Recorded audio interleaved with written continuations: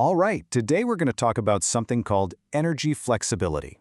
Now that might sound a little technical, but trust me, it's one of the most important and honestly one of the coolest pieces of the puzzle for a renewable energy future. Let's get into it. So, let me just start with a kind of wild question. What if your car, the one sitting in your driveway right now, could actually help prevent a blackout? Sounds a bit like science fiction, right? Well, this question gets right to the heart of this massive shift happening in our energy world. And the answer isn't just yes, it's becoming yes, it absolutely has to. Okay, so here's the first part of the challenge we're facing. It's pretty simple, really. We are plugging way more things in.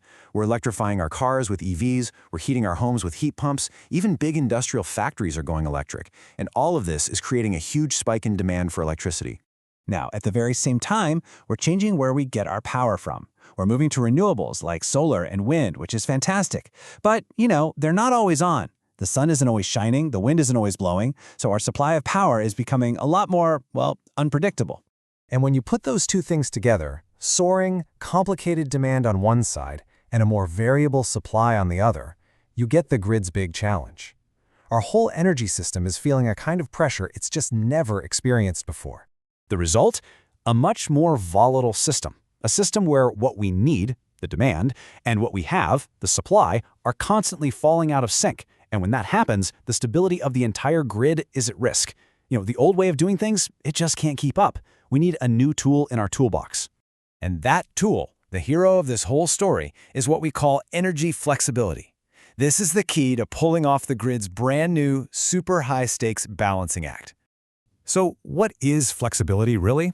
Put simply, it's the ability for anything that's hooked up to the grid, I'm talking everything from a giant power plant all the way down to your EV charger, to smartly adjust how much power it's making or using at any given moment. It's all about helping the whole system stay in balance. It's about being nimble, being responsive. And this really shows you just how big of a change we're talking about. We are moving away from the old, rigid grid. The one where power just flowed one way, from a few huge power plants out to everyone. We're moving to this new, flexible grid where power can flow two ways, where intelligence is spread out all over the place, and where the system has to react instantly. And here's a really crucial point. Flexibility isn't just one single thing. It's a concept that we need at totally different scales, both in terms of geography and in terms of time. Let's break that down a bit. So at the very top, you've got the system level. That's about balancing the grid for the entire country. But then you zoom in to the distribution grid level. A great way to think about this is preventing a local traffic jam of electricity, right? Like if everyone on your street gets home at 5 p.m. and plugs in their car at the exact same second. And then you zoom in even further to the consumer level. That's all about smartly managing power inside your own home or your business.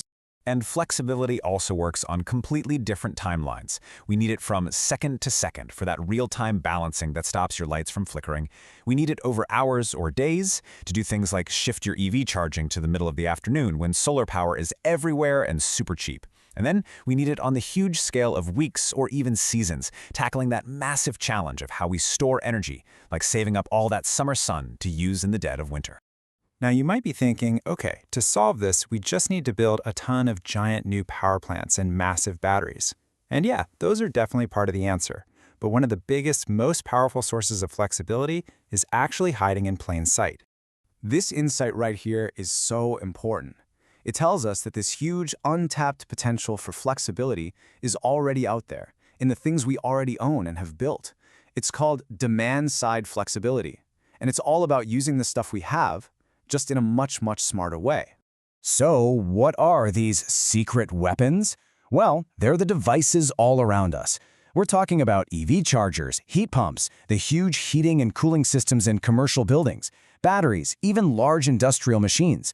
Every single one of these can be tweaked, told to pause or shift its energy use for just a few minutes to help out the grid. So the big question is, how on earth do we get thousands, maybe even millions of these little devices to all work together? How do you coordinate that? Well, the answer is an amazing concept called a virtual power plant. A virtual power plant, or VPP, is basically a smart, cloud-based system that does three main things. First, it connects to all those thousands of individual devices out there. Second, it aggregates or bundles up all their tiny bits of flexibility into one giant, usable pool of energy. And third, it allows that pool to act just like a single, massive, controllable power plant that can help support the grid whenever it's needed. It's like an orchestra, right? Each instrument plays its small part, but together they create this powerful, incredible piece of music. Now, this vision of a super smart, flexible grid is incredibly powerful. But let's be real, getting there isn't exactly a walk in the park. There's still some pretty big hurdles we've got to clear.